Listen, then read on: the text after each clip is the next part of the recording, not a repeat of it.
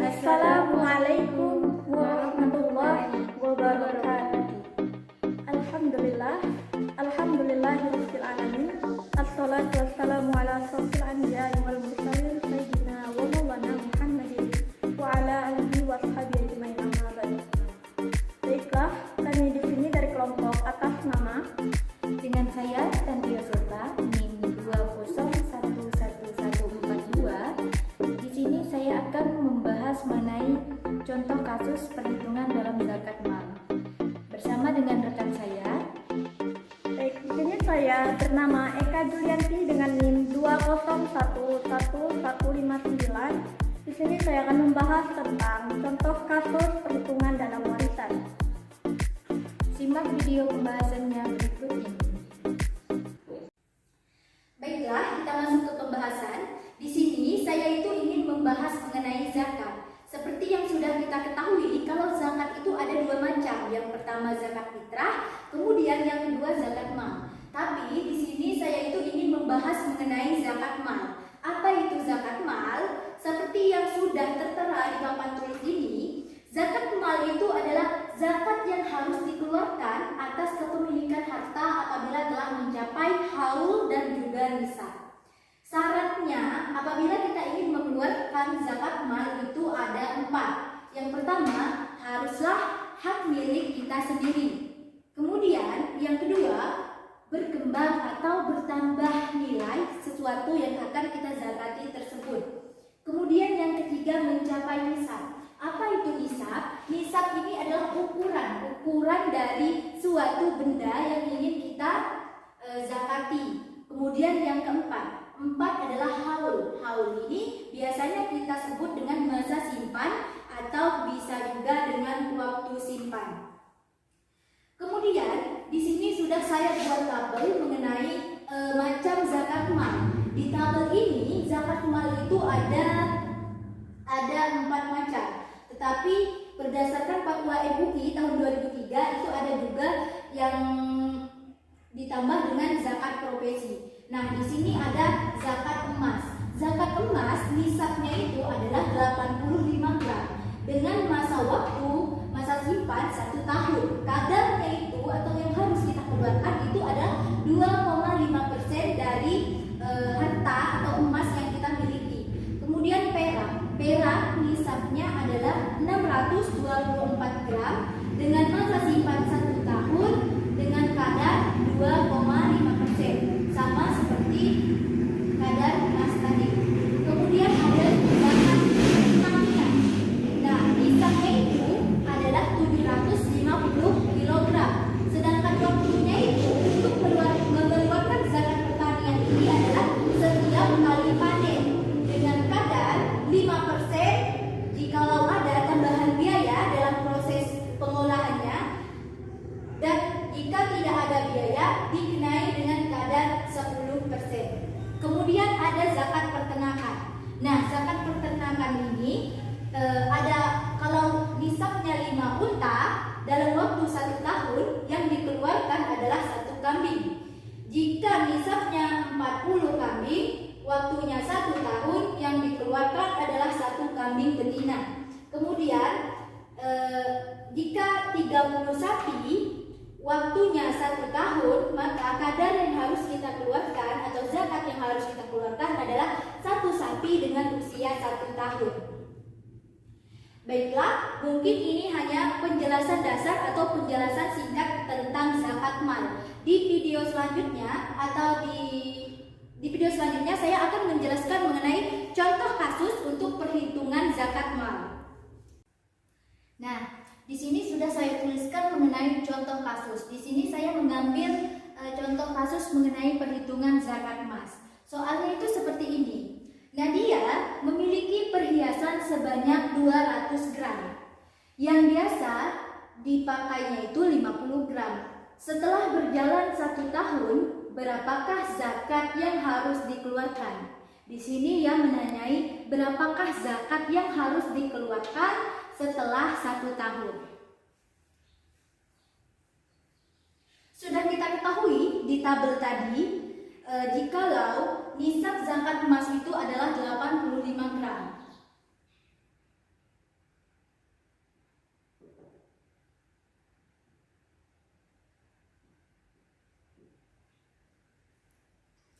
Nisab emas ini adalah 85 gram dengan masa simpan 1 tahun. Kemudian telah kita ketahui di soal tadi bahwa perhiasan Nadia ini sebanyak 200 gram. Artinya sudah mencapai nisab emas.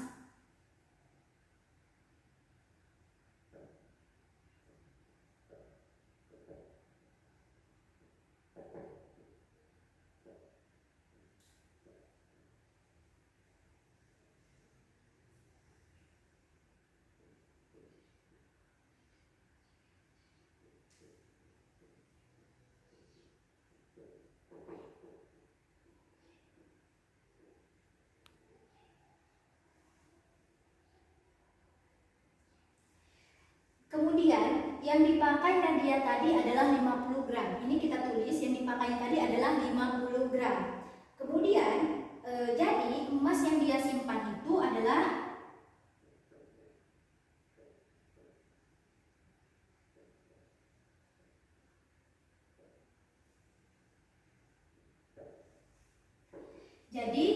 jumlah emas yang Nadia simpan tadi selama 1 tahun itu ada 150 gram emas. Mengapa 150 gram emas? Itu karena dari 200 gram ini biasanya kan dipakai 50. Jadi yang hanya disimpan itu adalah 150 gram.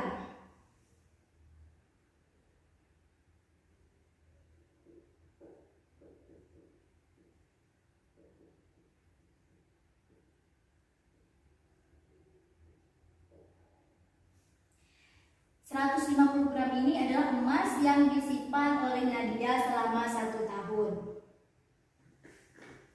Maka berapa besar zakat yang harus ia keluarkan? Jadi zakatnya itu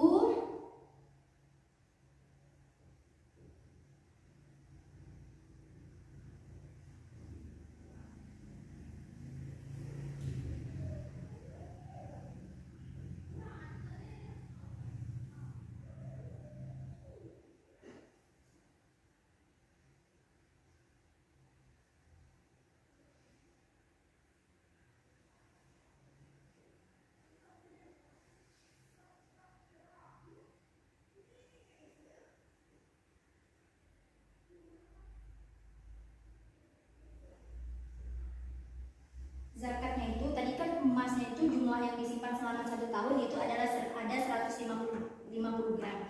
Kemudian 150 gram ini kita kalikan dengan nisab emas tadi. Dengan kadar emas yang harus kita keluarkan yaitu 2,5%. Jadi zakat yang harus Nadia keluarkan selama 1 tahun itu adalah 3,75 gram. Ini zakat yang harus dikeluarkan Nadia selama 1 tahun. Kalau zakatnya itu berbentuk emas gram, ini yang harus dikeluarkan. Kemudian bagaimana jikalau kita nilaikan atau kita rupiahkan, berapa yang harus dia keluarkan? Perhitungannya beda lagi.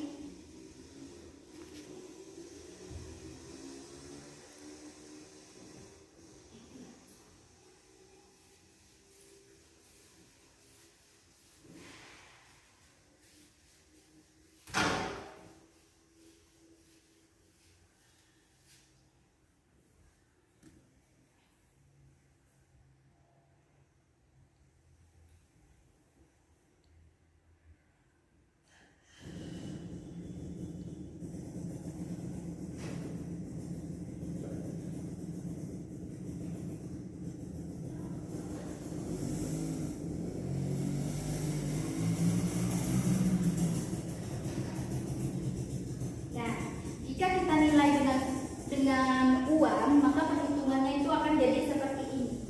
Pertama, kita harus tahu harga 1 gram emas. Harga 1 gram emas. Harga 1 gram emas. Harga 1 gram emas. Harganya ini harus harga terkini ya, harus harga terkini. Misalnya kita taruhlah kalau sekarang itu harga emas itu adalah 800.000 rupiah. Jadi jikalau jumlah emasnya tadi adalah 150 gram,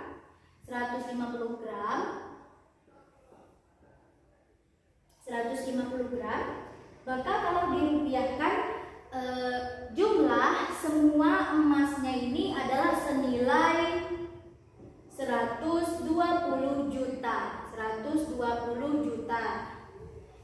150 gram emas tadi dikali dengan harga terkini dari emas, maka harga totalnya itu adalah 120 rupiah.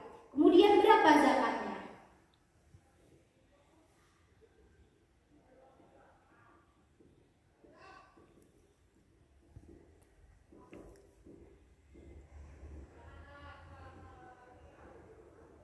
Maka zakatnya itu adalah 120 juta tadi, 120 juta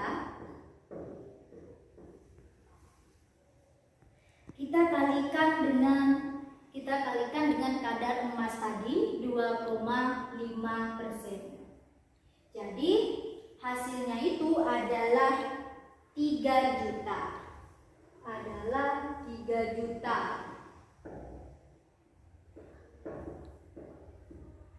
Ini adalah zakat yang harus kita keluarkan jika dinilai dengan uang.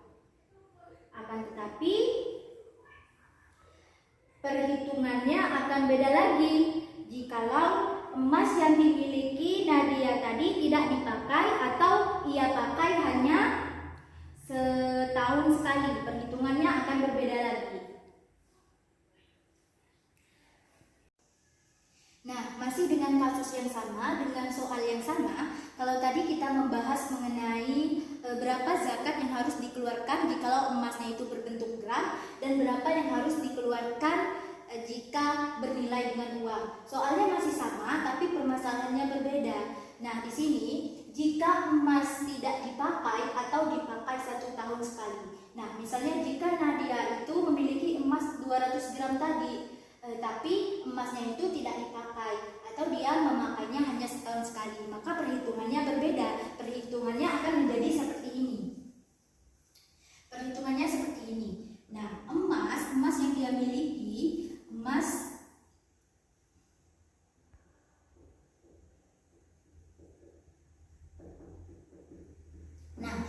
yang dia miliki tadi sebanyak 200 gram tadi kalikan dengan harga emas, dikalikan dengan harga emas terkini, kemudian dikalikan dengan kadar emas tadi yaitu sebanyak 2,5%.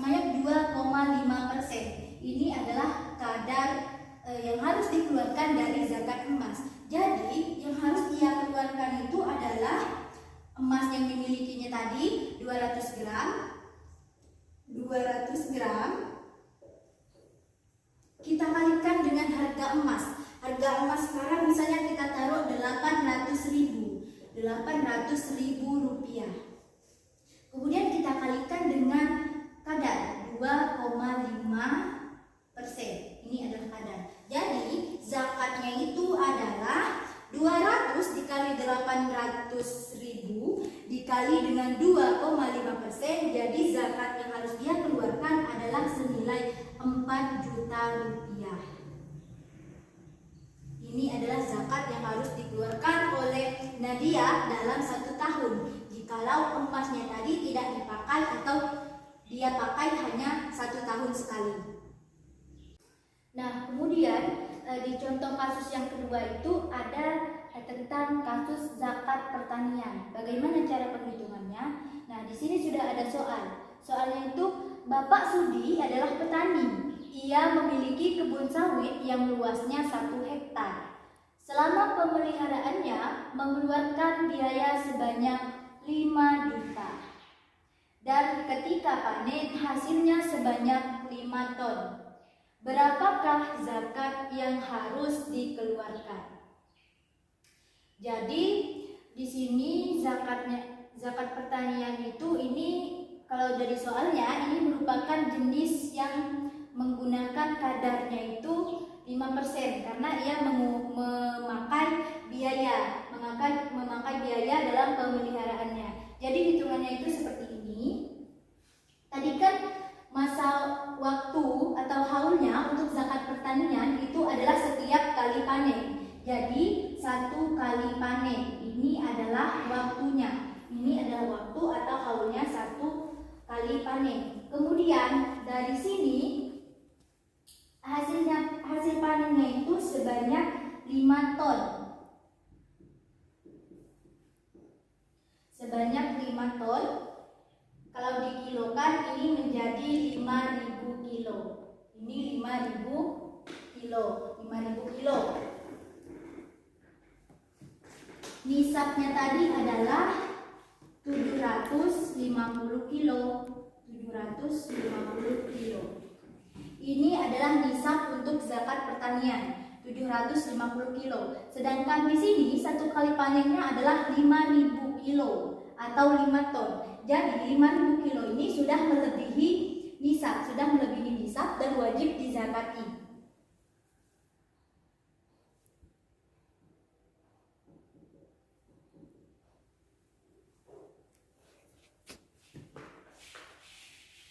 Kemudian tarif atau kadarnya kita itu menggunakan 5% karena di sini tadi ada biaya untuk pemeliharaan sebanyak 5 juta. Jadi tarif atau kadarnya itu kita menggunakan 5%.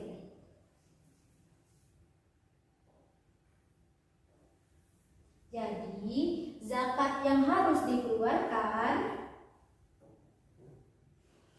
harga terkini misalnya. Harga terkini adalah 3.000 kilo. Ini adalah 3.000 per kilo. 3.000 per kilo. Misalnya 3.000 ya, 3.000 per kilo. Nah, 3.000 ini kita kalikan dengan 5.000 kilo tadi. Kita kalikan dengan 5.000. 5.000 ini kilo sawitnya tadi kita kalikan dengan 3.000. Jadi hasilnya itu ada 15 juta. Nah, 15 juta. Kemudian 15 jutanya ini kita kalikan dengan kadar zakat yang harus dikeluarkan tadi sebanyak 5%. Hasilnya adalah 750.000. Ini adalah zakat yang harus kita keluarkan untuk 1 kali panen dalam kasus ini. Kemudian bagaimana perhitungannya jikalau dalam pemeliharaannya itu tidak menggunakan biaya? Perhitungannya tetap sama, hanya saja di bagian 5% ini atau di bagian kadar zakatnya ini kita gantikan dengan 10%. Jadi perhitungannya tetap sama. Jadi kalau untuk kasus zakat pertanian ini yang harus dikeluarkannya setiap kali panen dengan masalah ini adalah zakat yang harus dikeluarkan sebanyak 750.000. Baiklah, selanjutnya sebelum saya bercerita tentang kasus perhitungan dalam warisan, tentu ya orang yang ingin membagi warisan ataupun orang yang telah meninggal itu ingin membagi warisan kepada orang yang hidup, tentunya harus dilunaskan hutang orang yang meninggal. Sebelum ia melunaskan hutang, maka warisannya itu harus dibayar dulu dengan hutang-hutangnya. Barulah ia pembagian warisan dari sisa harta yang dibagikan. Sisa harta yang dibagikan ataupun yang dibayarkan setelah ia melunasi hutangnya. Baik, langsung saja di sini saya akan menjelaskan tentang kasus perhitungan warisan. Dari soal cerita yang telah saya tulis di sini, Pak Roni adalah seorang pemborong sawah. Ia mempunyai seorang istri.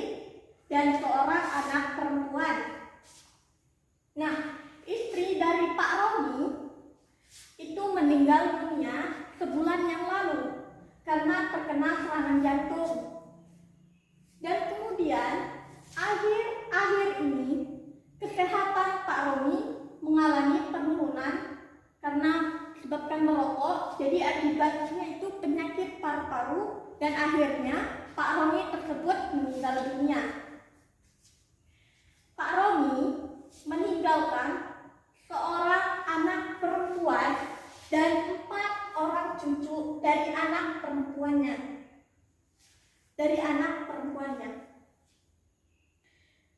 Sebelumnya di sini Pak Romi ini orang yang sukses ataupun sukses jutawan karena ketika ia dikupasikan hartanya itu sebesar 6 miliar. Nah, bagaimanakah pembagian harta warisan yang sesuai dan perspektif konsep hukum waris Islam yang berkeadilan prosedural dan berkeadilan substansial? Nah, yang pertama, di sini kedudukan dan posisi ahli waris, yaitu ashabul furud. Kemudian ada juga zawi furud nasabiyah. Apa itu? Nah, dalam zawi furud nasabiyah ialah seorang anak perempuan, harta warisan yang dibagi ialah 1/2 bagian. Kedua, sebelumnya seorang anak perempuan ini kenapa dibagikan 1/2 bagian? Karena dalil nakli itu telah jelas dalam Al-Quran surat An-Nisa ayat 11 yang artinya jika anak perempuan itu seorang saja maka ia memperoleh separuh harta. Berdasarkan dalil tersebut, seorang suami istri hanya memiliki seorang anak perempuan, secara otomatis harta tersebut akan jatuh di tangan anak perempuan tersebut karena ini istilahnya bisa kita sebut dengan anak tunggal. Akan tetapi Islam memberikan bagian bagi anak perempuan tinggal sebesar 1/2 bagian. Jadi maksudnya berarti seorang anak perempuan ini telah menikah dan keluarga Pak Romi ini mempunyai menantu laki-laki. Nah, kemudian yang kedua yang ditinggalkan oleh Pak Romi tadi 4 orang cucu dari anak perempuannya. Berdasarkan dalil akli jelas bahwa cucu perempuan ini 4 orang ini berhak mendapatkan 1/6 bagian harta warisan karena mereka tersebut termasuk zawi furud nasabiyah. Baik, selanjutnya kita berhitung ke dalam perhitungan dalam warisan. Diagram pohon ahli waris. Baiklah, di sini saya telah menulis diagram pohon ahli waris dari keluarga Pak Romi.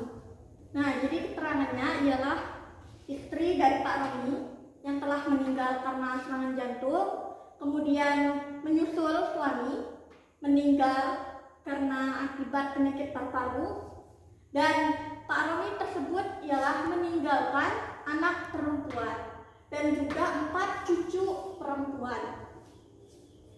Nah, anak perempuan ini mendapat warisan 1/2 bagian, sedangkan 4 orang cucu perempuan dari anak perempuan ialah mendapat 1/6 bagian. Nah, jadi di dalam keluarga Pak Romi ini, tentu Pak Romi ini mempunyai menantu laki-laki yang menikah dengan anak perempuan dari Pak Romi. Baik, selanjutnya yaitu penyelesaian kasus melalui RAT. Dalam tabel telah saya jelaskan, ya ada ahli waris. Yang pertama, anak perempuan yang ditinggalkan oleh keluarga Pak Romi, 1 anak perempuan.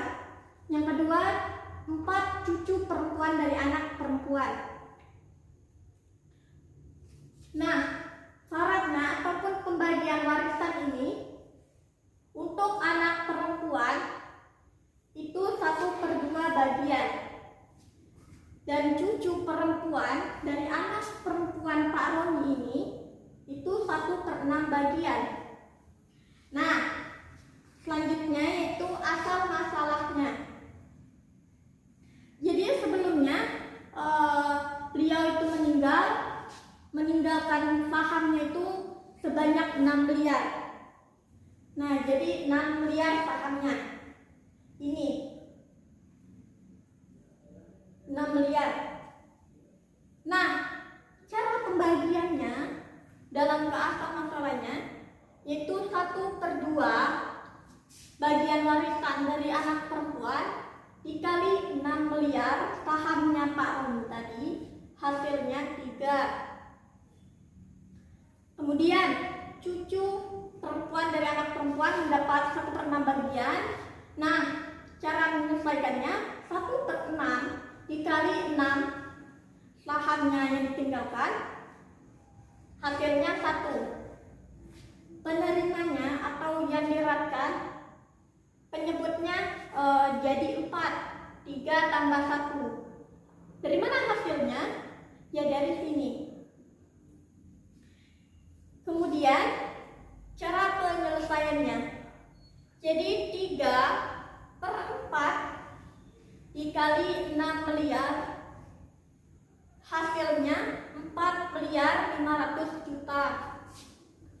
Kemudian cucu perempuan dari anak perempuan Pak Roni, cara penyelesaian penerima yang diratkannya ialah 1/4 dikali 6 miliar, hasilnya 1.500.000.000 rupiah. Jadi inilah berikut penyelesaian kasus soal cerita keluarga Pak Roni melalui RAT. Terima kasih. Sekian. Baiklah, hanya itu yang dapat kami sampaikan mengenai pembahasan contoh kasus perhitungan dalam zakat dan juga warisan. Kami ucapkan terima kasih banyak. Wabillahi taufiq wal hidayah. Wassalamualaikum warahmatullahi wabarakatuh.